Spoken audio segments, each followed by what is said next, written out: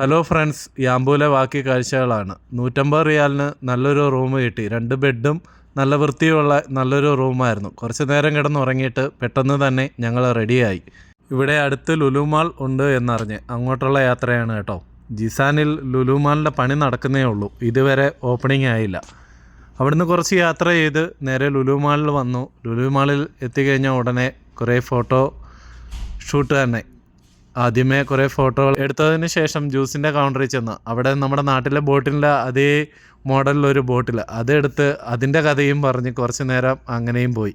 അതിനുശേഷം നേരെ ബീച്ചിലോട്ടാണ് പോയത്. ബീച്ചിലോട്ട് ചെന്നപ്പോൾ ഫ്രീക്കനൊരാഗ്രഹം വണ്ടി ഒന്ന് കറക്കണമെന്ന്. അങ്ങനെ അവൻ വണ്ടി കറക്കിയതിന് ശേഷം അവൻ വീഡിയോ കണ്ടിട്ട് അവൻ തന്നെ പറയുന്നു ഒത്തില്ല എന്ന്. എനിക്ക് തോന്നുന്നു ആ തറ നല്ല കട്ടിയുണ്ട്, അതുകൊണ്ടേ ആയിരിക്കാം.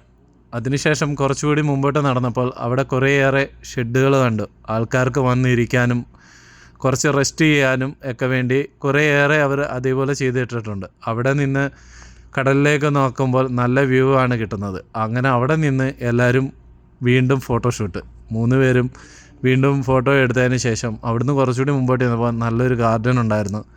ആ ഗാർഡനിലും നിന്ന് കുറേ ഫോട്ടോകൾ എടുത്തു. അത് എടുത്തതിന് ശേഷം നേരെ കടലിൽ ഇറങ്ങുക തന്നെ പ്ലാൻ. അങ്ങനെ നേരെ കടലിലേക്ക് ഇറങ്ങി. കുറേയേറെ നമുക്ക് നടക്കാം കടലിലോട്ട് കേട്ടോ. അവിടെ ആഴം കുറവാണ്. പ്രത്യേകിച്ച് ശ്രദ്ധിക്കേണ്ട, ശംഖും കുറച്ച് മുള്ളു പോലുള്ളതും ഉണ്ട്. അത് കാലിൽ ഇങ്ങനെ തറച്ച് കയറും. അത് ശ്രദ്ധിച്ച് വെള്ളത്തിൽ നമുക്ക് ചാടാം. അങ്ങനെ അവിടെ നിന്ന് കുറേ ഫോട്ടോസൊക്കെ എടുത്ത് അപ്പോഴത്തേക്കും നേരം സന്ധ്യയായി കേട്ടോ. അപ്പോഴത്തേക്ക് സൂര്യൻ അസ്തമിക്കാറായി. അപ്പോഴത്തേക്കും ഞങ്ങൾ പെട്ടെന്ന് ഡ്രസ്സൊക്കെ മാറി അവിടെ കുറച്ചുകൂടി മുമ്പോട്ട് ചെന്ന് സൂര്യാസ്തമയം കാണാൻ വേണ്ടി ഇങ്ങനെ നോക്കി നിൽക്കുകയാണ്.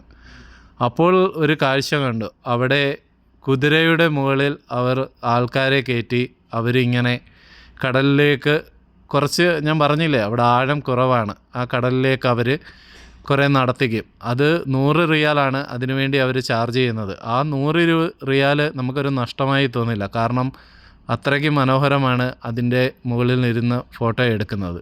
ആ ഒരു യാത്ര നമ്മൾ ഒഴിവാക്കി, കാരണം കഴിഞ്ഞ വീഡിയോയിൽ പറഞ്ഞതിൻ്റെ കൂട്ട് തന്നെ സാമ്പത്തികത്തിൻ്റെ ഇതുള്ളത് കൊണ്ട് തന്നെ സാമ്പത്തികം ചുരുക്കിയുള്ളൊരു യാത്രയായിരുന്നു. അതും കഴിഞ്ഞ് കുറച്ചുകൂടി മുമ്പോട്ട് വന്നപ്പോഴാണ് ചെറിയ ഹൈറ്റുള്ള ഒരു കൈവരി കണ്ടത്. അപ്പോൾ നമ്മുടെ ലാലേട്ടൻ്റെ ട്രെൻഡ് അങ്ങ് പിടിക്കാമെന്ന് വിചാരിച്ചു. ആദ്യം തന്നെ ഫ്രീക്കൻ്റെ ചാട്ടമായിരുന്നു. നല്ല രസമുണ്ടായിരുന്നു കാണാൻ, അടിപൊളി ലുക്ക്. അപ്പോൾ അടുത്ത ഊഴം എനിക്കായിരുന്നു. ഞാനും എങ്ങനെയൊക്കെയോ ഒപ്പിച്ചു കൂട്ടി എന്ന് പറഞ്ഞാൽ മതി. അങ്ങനെ ഞാനും ചാടി കേട്ടോ. അതിനുശേഷം നമ്മുടെ ബോസ് സുനീഷേട്ടൻ്റെ ചാട്ടമായിരുന്നു. അതായിരുന്നു കാണണ്ടേ. പുള്ളിയുടെ അടുത്ത് ഞങ്ങൾ എത്ര പറഞ്ഞിട്ടും പുള്ളിക്ക് ആ ഒരു ഇത് മനസ്സിലായതാണോ അതോ അറിഞ്ഞിട്ട് അങ്ങനെ ചെയ്തതാണോ എന്നറിയില്ല. എന്തായാലും രസമായിരുന്നു. അവിടുത്തെ ചാട്ടമൊക്കെ കഴിഞ്ഞിട്ട് ജിസാനിലേക്ക് ഞങ്ങൾക്ക് ഇന്ന് രാത്രി തന്നെ പോരണം കേട്ടോ. കാരണം ഞങ്ങൾക്ക് 3 പേർക്കും നാളെ ഡ്യൂട്ടിയുണ്ട്. അത് കാരണം ഈ രാത്രി ഫുള്ള് ഡ്രൈവ് ചെയ്യണം. യാമ്പൂന്ന് ജിസാൻ 1300 കിലോമീറ്റർ ഉണ്ട്. അത് ഫുള്ള് നമ്മുടെ ഫ്രീക്കൻ ഒറ്റയ്ക്കാണ് ഡ്രൈവ് ചെയ്തത് കേട്ടോ. അങ്ങനെ ആ നൈറ്റ് ഫുള്ളും ഡ്രൈവ് ചെയ്ത് നമ്മൾ രാവിലെ ജിസാനിലെത്തി. അടുത്ത ഒരു നല്ല വീഡിയോയുമായി ഞങ്ങൾ ഉടനെ വരുന്നതായിരിക്കും. ഞങ്ങളുടെ ചാനൽ സബ്സ്ക്രൈബ് ചെയ്യുക, സപ്പോർട്ട് ചെയ്യുക. നമ്മൾ ഉടനെ തന്നെ നല്ലൊരു വീഡിയോയുമായി ഉടനെ എത്തിരുന്നതായിരിക്കും. Okay, by.